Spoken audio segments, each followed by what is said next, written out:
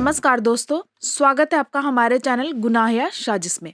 आप लोगों ने श्रद्धा की कहानी देखी होगी, जिसमें आफताब ने अपने साथ लिविंग में रहने वाली श्रद्धा का मर्डर करके उसके 35 टुकड़े कर दिए थे। आज की कहानी कुछ ऐसी ही है। ये कहानी श्रद्धा कांड के पहले की है। दोनों कहानी बहुत ही सिमिलर है।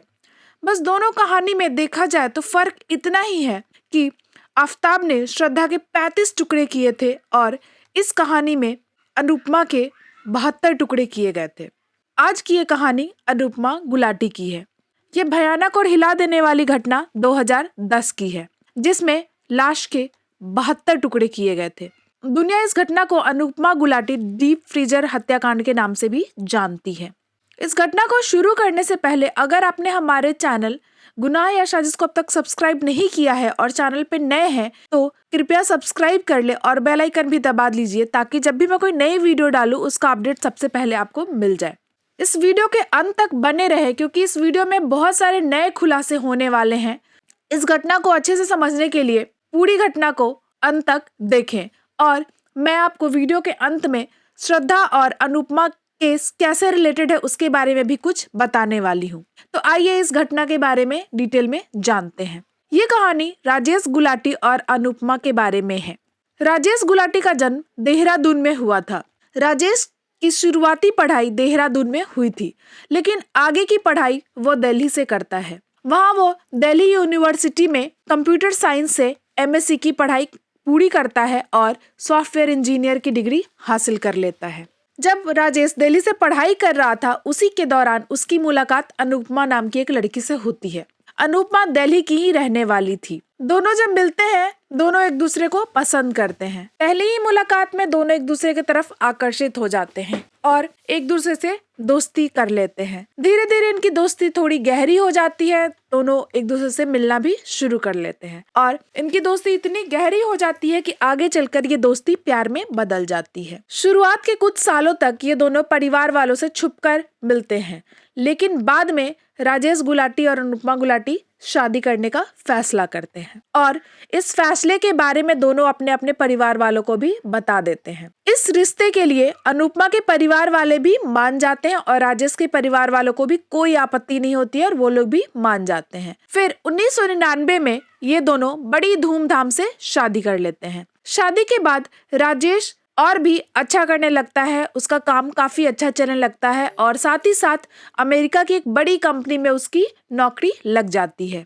और नौकरी लगने के बाद वो सॉफ्टवेयर इंजीनियर की जॉब करने के लिए अमेरिका भी चला जाता है। अनुपमा भी राजेश के साथ ही अमेरिका चली जाती हैं। अमेरिका पहुंचकर कुछ महीनों तक सब कुछ बहुत अच्छा रहता है। राजेश की लाखों में सैलरी मिल रही होती है। दोनों बहुत ही खुशी से रहते हैं और कुछ ही दिनों में अपना एक घर भी वहाँ खरीद लेते हैं। मगर जैसे जैसे समय बीतता है, इनकी जिंदगी में भी कुछ खलबली आने लगती है। होता ऐसा है कि अमेरिका आने के बाद राजेश तो अब जॉब पे चला जाता है, मगर अनुपमा घर में अकेले रह जाती है।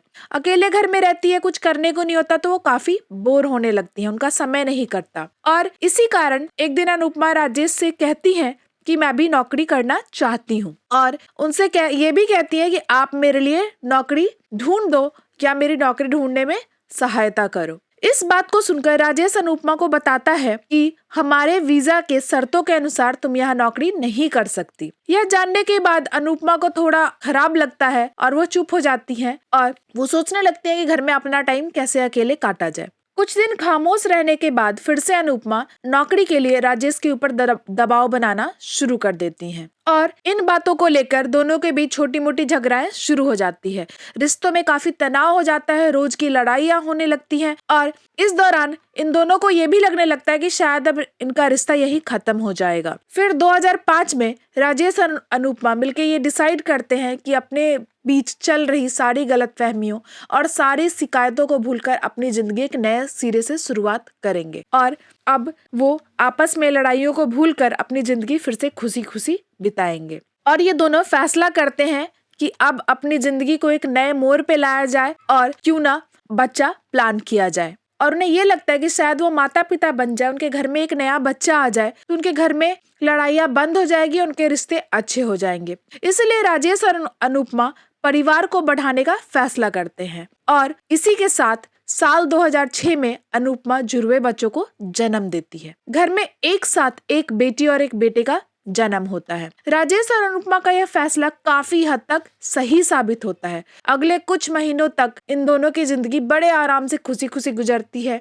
इन दोनों के बीच की लड़ाइयाँ बंद हो जाती है। अनुपमा भी अब काफी बिजी रहने लगती है क्योंकि उसके ऊपर दो दो बच्चों को संभालने का दबाव होता है। मगर ऐसा लंबे समय तक नहीं चल पाता क्योंकि 2007 से 8 के आसपास ये वो समय था जब अमेरिका में महामंदी शुरू हो गई थी और बड़े पैमाने पर लोगों को जॉब से निकाला जा रहा था। इसी के दौरान कुछ महीने तक राजेश तो अपनी जॉब बचाने में कामयाब रहता है, मगर एक ऐसा समय आता है जब राजेश की नौकरी भी चली जाती है। नौकरी जाने के बाद अपनी बची खुची पैसों से कुछ महीनों तक ये लोग वहां अपना गुजारा कर लेते हैं, मगर बीतते समय के साथ इनके पैसे खत्म होने लगते हैं और इनकी हालत अब खराब होने लगती है। इसीलिए लोग अब सोचते हैं कि अमेरिका का घर बेचकर वापस इंडिया चला जाए और ये लोग ऐसा ही करते हैं। ये लोग अमेरिका में अपना घर बेच देते हैं और वहां बेचकर ये अपने परिवार के साथ भारत आ जाते हैं। राजेश कुछ महीनों तक देहरादून में अपने माता पिता के घर पे रहता है,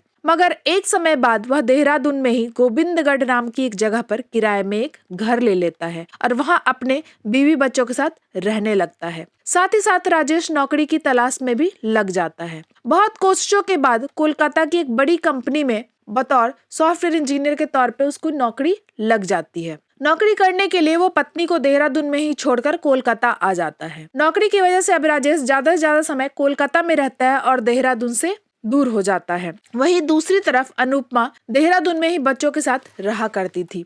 यहाँ दोनों साथ साथ बहुत ज्यादा नहीं रहा करते थे क्योंकि राजेश की नौकरी कोलकाता में थी तो वो कोलकाता रहा करता था और अनुपमा बच्चों के साथ देहरादून में थी और इन्हीं कारणों के वजह से उनके रिश्तों में करवाहट आना शुरू हो जाता है और फिर छोटी छोटी बातों को लेकर लड़ाइयाँ वापस से शुरू हो जाती है। इन दोनों के बीच इतनी लड़ाइयाँ होने लगती है कि अब हालात पहले से भी ज्यादा खराब हो जाते हैं और इतनी ज्यादा खराब हो जाते हैं कि इन लड़ाइयों को लेकर वो लोग फैमिली कोर्ट भी जाते हैं। कुछ महीनों की सुनवाई के बाद आखिरकार कोर्ट अपना फैसला सुनाती है और कोर्ट के फैसले के अनुसार राजेश को हर महीने खर्च के लिए अनुपमा को 20,000 रुपए देने थे। दोनों इस फैसले को स्वीकार करते हैं और अपनी छोटी मोटी लड़ाइयों को बंद करते हैं। फिर कुछ दिनों तक इनकी जिंदगी सही चलती रहती है और साल आ जाता है 2010। अभी भी ज्यादातर टाइम अनुपमा अकेले ही रहा करती थी क्योंकि राजेश कोलकाता में रहते थे। जैसा मैंने आपको बताया था, राजेश की जॉब कोलकाता में थी और अनुपमा अपने बच्चों को लेकर देहरादून में रहा करती थी।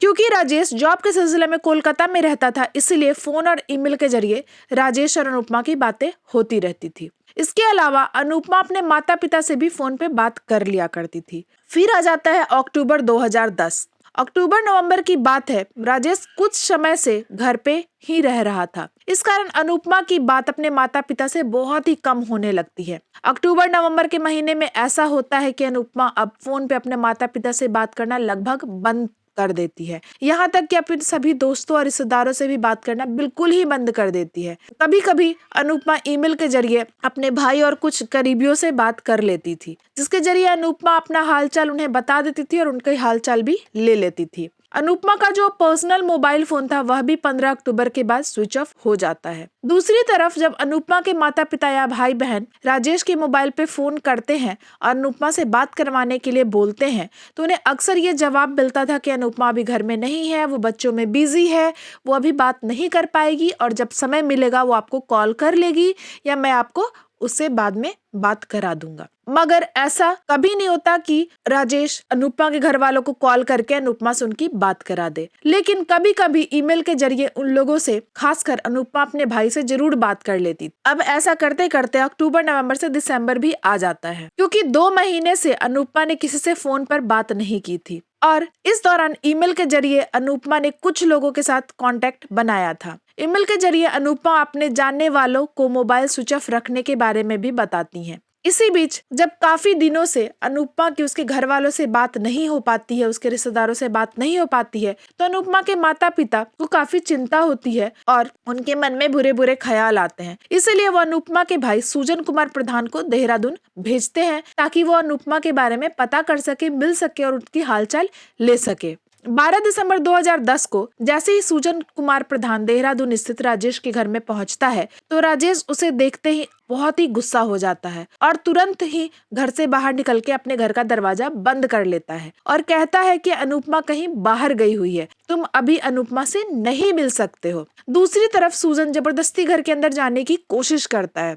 इस बात को लेकर जीजा और साले में काफी ज्यादा नोकझोंक शुरू हो जाती है। इस सब के बावजूद राजेश सुजन प्रधान को घर के अंदर नहीं घुसने देता। इसके अलावा जब सुजन अपनी बहन अनुपमा के बारे में राजेश से पूछता है तो राजेश उसे कोई ढंग का जवाब नहीं देता, कुछ कुछ कहानियां सुना देता है। थक हार कर अनुपमा का भाई सुजन कुमार पास के ही पुलिस स्टेशन में जाता है और वहां जाकर अपनी बहन यानी राजेश की पत्नी अनुपमा गुलाटी की मिसिंग रिपोर्ट दर्ज कराता है। सुजन कुमार पुलिस वालों को ये बताता है कि लगभग 2 महीने से उसकी बहन से उसकी कोई बात नहीं होती है और वो बहन का हालचाल लेने देहरादून उसके घर आता है और घर के अंदर जाने की कोशिश कर रहा था तो राजेश उसे घर के अंदर नहीं जाने देता है। पूरी मामले को गंभीरता से समझने के बाद पुलिस की एक टीम तुरंत राजेश के घर की तरफ जाती है और अचानक से घर पे धावा बोलते हुए राजेश से अनुपमा के बारे में पूछताछ शुरू कर देती है। राजेश पुलिस वालों के सवालों का सीधा जवाब नहीं देता और वो पुलिस को गुमराह करने की बहुत कोशिश करता है। राजेश की चालाकी को पुलिस वाले भी भांप लेते हैं और वो फैसला लेते हैं कि राजेश की पूरे घर की तलाशी लेंगे। तलाशी के दौरान पुलिस वालों की नजर घर के अंदर पड़े एक बंद कमरे पे पड़ती है। राजेश को पुलिस वाले कमरे खोलने को कहते हैं। राजेश कमरा खोलता है जहां कमरे के अंदर लोगों की नजर एक बड़े से फ्रिज पे पड़ती है। ऐसा फ्रिज अक्सर हमने बड़ी बड़ी दुकानों और होटलों में ही देखा है, मगर यह फ्रिज राजेश के घर के अंदर रखा हुआ था। यह बात पुलिस वालों को थोड़ी अजीब लगती है और वह फ्रिज खोलकर तलाशी लेने का फैसला करते हैं। फ्रिज खोलते ही लोगों के आंखों के सामने जो नजारा था उसे देखकर सबके पैरों के तले जमीन खिसक जाती है। फ्रिज के अंदर बड़ी संख्या में छोटे छोटे प्लास्टिक के बैग्स रखे हुए थे और जब पुलिस प्लास्टिक के बैग निकालती है और बैग्स को खोलती है तो उसके अंदर मांस का छोटा छोटा टुकड़ा था। गौर से देखने पे पता चलता था कि यह किसी मनुष्य के शरीर को काटकर उन प्लास्टिक की थैलियों में भरकर रखा गया है। फ्रिज की गहराई से तलाशी ली जाती है तो फ्रिज के अंदर एक तरफ एक इंसान की खोपड़ी भी मिलती है। उस कटे हुए सर को देखकर तुरंत सुजन प्रधान पहचान लेता है और कहता है यह मेरी बहन अनुपमा गुलाटी का चेहरा है। इस नजारे को देखने के बाद पुलिस तुरंत राजेश गुलाटी को गिरफ्तार कर लेती है और तत्काल कागजी कार्रवाई पूरी करने के बाद उसे स्थानीय अदालत में पुलिस रिमांड में पेश किया जाता है। पुलिस को राजेश की 5 दिनों की रिमांड मिल जाती है। अब पुलिस उससे सख्ती के साथ पूछताछ करनी शुरू करती है। पूछताछ में जो आगे खुलासा होता है उस पर किसी को यकीन नहीं होता। राजेश के बयान के मुताबिक शादी के बाद राजेश और अनुपमा अमेरिका चले जाते हैं और वहां पे कुछ महीनों तक अनुपमा और राजेश काफी खुशी खुशी रहते हैं। उसके बाद अनुपमा की दोस्ती राजेश के करीबी दोस्त से हो जाती है। कुछ समय के बाद इन दोनों की दोस्ती कुछ ज्यादा ही गहरी होने लगती है। भले ही अनुपमा को पति के दोस्त की दोस्ती बहुत अच्छी लगती थी मगर राजेश को ये चीज पसंद नहीं आ रही थी। इस कारण अनुपमा और राजेश में लड़ाइयां शुरू हो जाती है। राजेश आगे बताता है कि बहुत विरोध करने के बाद भी यह दोस्ती कम नहीं होती। अनुपमा फिर भी उसके दोस्त के साथ दोस्ती रखती है। राजेश बोलते हैं कि इसी के बाद वे दोनों रिश्ते को सुधारने के लिए परिवार बढ़ाने का फैसला करते हैं। परिवार बढ़ाने के कुछ महीनों तक सब कुछ बहुत ही नॉर्मल चलता है, दोनों के बीच सब कुछ अच्छा हो जाता है। मगर एक बार फिर से अनुपमा उनके दोस्त के साथ ज्यादातर बातें करने में समय बिताने लगती हैं। इससे उनका झगड़ा वापस से बढ़ने लगता है। इसी सब के बीच में उनकी नौकरी चली जाती है और उन्हें भारत आना पड़ता है। राजेश के मुताबिक भारत आने के बावजूद अनुपमा चोरी छुपे उनके दोस्त के साथ बातें जारी रखती हैं। इस कारण इन दोनों के बीच और झगड़ा बढ़ने लगता है। इधर दूसरी तरफ भारत आने के बाद जब राजेश की नौकरी कोलकाता में लग जाती है तो वहां 2009 के आसपास राजेश की मुलाकात कोलकाता में रहने वाली एक महिला से होती है और बातचीत के दौरान पता चलता है कि उस महिला का पति बिल्कुल भी अच्छा नहीं है और उसके साथ मारपीट करता है। महिला की कहानी जानने के बाद राजेश उस महिला के प्रति ज्यादा ही हमदर्दी जताने लगता है और धीरे धीरे उसे उस महिला से प्यार हो जाता है। बीते समय के साथ राजेश और उस महिला के बीच प्यार और गहरा हो जाता है और बिना दुनिया को बताए बेहद ही गुपचुप तरीके से कोलकाता के एक मंदिर में दोनों शादी कर लेते हैं। इस तरह राजेश की अब 2 पत्नियां हो गई थी। एक वो जिससे उसने 1999 में दुनिया की नजरों में आकर लव मैरिज की थी, वो थी अनुपमा, और दूसरी वो जिससे 2009 में दुनिया की नजरों से छुपकर कोलकाता के एक मंदिर में शादी की थी। राजेश की दूसरी शादी की खबर किसी न किसी तरह अनुपमा को लग जाती है। इस बात को लेकर अनुपमा और राजेश की लड़ाई और बढ़ जाती है और दोनों रिश्ता खत्म करने तक का फैसला कर लेते हैं। लेकिन राजेश कहता है कि मैंने दूसरी शादी नहीं की है और यह बात बिल्कुल गलत है। ना चाहते हुए भी अनुपमा को अपने पति की इस बात पे यकीन नहीं होता। इसके बावजूद इन दोनों के रिश्ते बहुत ज्यादा अच्छे नहीं होते, बल्कि कुछ ज्यादा ही खराब होने लगते हैं। उधर कुछ महीने पहले ही कोर्ट ने जो 20,000 रुपए हर महीने अनुपमा को देने का फैसला सुनाया था, अब राजेश उस फैसले को गंभीरता से लेना छोड़ देता है और पैसे देना अनुपमा को भी बंद कर देता है। इस बात को भी लेकर राजेश की लड़ाइयाँ और ज्यादा बढ़ जाती है। हर दिन की तरह 17 अक्टूबर 2010 को भी पैसे को लेकर अनुपमा और राजेश में काफी लड़ाई होती रहती है और यह लड़ाई काफी बढ़ जाती है और बातचीत के दौरान किसी बात को लेकर राजेश को काफी गुस्सा आता है और अचानक से वो अपनी पत्नी को जोर से धक्का दे देता है। जोर से धक्का देने की वजह से अनुपमा का बैलेंस बिगड़ जाता है और वो गिर जाती हैं। गिरते ही बेड के कोने से अनुपमा का सिर टकराता है और तुरंत सिर से खून बहने लगता है। खून देखने के बावजूद राजेश का गुस्सा शांत नहीं होता, बल्कि वो और ज्यादा गुस्से में आ जाते हैं और तुरंत ही बेड पे पड़े तकिया को उठाते हैं और अनुपमा के मुंह पे डालकर उसके मुंह को जोर से दबा देते हैं। कुछ देर तक उसे तकिए से वैसे ही रखते हैं। इस कारण अनुपमा का दम घुटने की वजह से मौत हो जाती है। राजेश के बयान के मुताबिक अनुपमा को मारने के बाद वो लाश को ठिकाने लगाने की कोशिश में लग जाते हैं। जब राजेश और अनुपमा की लड़ाइयाँ हो रही थी, उस समय उनके दोनों बच्चे स्कूल गए हुए थे। इसीलिए राजेश सोचता है कि अगर बच्चे आए और उन्हें अनुपमा को ऐसी हालत में देख लिया तो उनका राज खुल सकता है। इसीलिए सबसे पहले राजेश अनुपमा को घर के दूसरे बाथरूम में ले जाकर वहां बंद कर देते हैं और बच्चे जब वापस आते हैं तो माँ के बारे में पूछते हैं। फिर राजेश उनसे कहता है कि माँ अचानक नानी के पास गई हैं और उन्हें नानी के पास इसलिए जाना पड़ा क्योंकि नानी की तबीयत थोड़ी खराब है। और फिर राजेश सुबह होने का वेट करते हैं। सुबह होते ही वो बच्चों को स्कूल भेजकर बाजार जाते हैं और वहां से एक बड़ा फ्रिज खरीद के लाते हैं। इसके अलावा वो एक इलेक्ट्रिक स्टोन कटर मशीन तथा छोटे छोटे काले रंग की प्लास्टिक बैग भी खरीद के लाता है। राजेश ने यह सब खरीदा था ताकि जब दोनों बच्चे स्कूल में चले जाएं तो वो इन सब की मदद से लाश को ठिकाने लगा सके। उन सभी चीजों को लाने के बाद राजेश एक कमरे में छुपा देता है। जब अगले दिन बच्चे स्कूल चले जाते हैं तो राजेश सभी दरवाजे खिड़कियों को बंद करने के बाद इलेक्ट्रिक आड़ी से अपनी पत्नी के शव के छोटे छोटे टुकड़े करना शुरू कर देता है। पुलिस को दिए बयान के मुताबिक राजेश ने अपनी पत्नी के शव के कुल 72 टुकड़े किए थे और फिर उन टुकड़ों को उठाकर काले पॉलिथीन बैग में डालकर फ्रीजर में डाल देते हैं ताकि लाश से कोई बदबू ना आए। इतना सब कुछ करने के बाद अगले दिन बड़े ही आराम से राजेश अपने दूसरे दोस्तों और पड़ोसियों के साथ मिलते हैं। वहीं बच्चों को इस बात का यकीन दिलवा देते हैं कि माँ अपने नाना नानी के पास दिल्ली गई हुई है। इसके अलावा अनुपमा के जानने वाले को राजेश फोन करते हैं और उन्हें बताते हैं कि अनुपमा कुछ दिनों के लिए अपने किसी रिश्तेदार के यहाँ गई हुई है। जब कोई भी राजेश से अनुपमा के बारे में पूछता था तो राजेश अपनी बातों में लोगों को उलझाकर कुछ कहानी सुना देता था। पुलिस ने जब राजेश से पूछा कि जब अनुपमा 17 अक्टूबर 2010 को ही मर गई थी तो उसके बाद भी अनुपमा का सोशल मीडिया अकाउंट और ईमेल कैसे चालू था, तो इस पे राजेश ने बताया कि दरअसल मैं चुपके से अनुपमा के सभी अकाउंट की जानकारी निकाल लिया था और वह मैं ही था जो अनुपमा के मरने के बाद भी उसके ईमेल से उसके दोस्त भाई और दूसरे लोगों से बात करता था ताकि उन लोगों को जरा भी शक ना हो कि अनुपमा अब इस दुनिया में नहीं है। और ऐसा करके लगभग 2 महीने तक राजेश दुनिया की नजरों में बचने में कामयाब रहा। इधर लाश के 72 टुकड़े काटने के बाद अब राजेश जब भी बाहर जाता तो चुपके से 1 या 2 थाली निकाल लेता और उसे लाकर देहरादून में स्थित मसूरी रोड के पास नाले और जंगलों में फेंक दिया करता था। पुलिस राजेश को लेकर अब उस जगह पे जाती है जहां उसने अनुपमा के लाश के टुकड़े फेंकने का दावा किया था। काफी खोजबीन के बाद आखिरकार पुलिस को आसपास के नालों और जंगलों से वो काले पॉलिथीन बैग्स मिल जाते हैं जिसमें राजेश ने अनुपमा के शरीर के अंगों को रखकर फेंका था। इस पूरे खुलासे के बाद राजेश गुलाटी को जेल भेज दिया जाता है और दूसरी तरफ उनकी जुड़वा बच्चों को अनुपमा के भाई यानी बच्चों के मामा और नाना नानी के पास भेज दिया जाता है।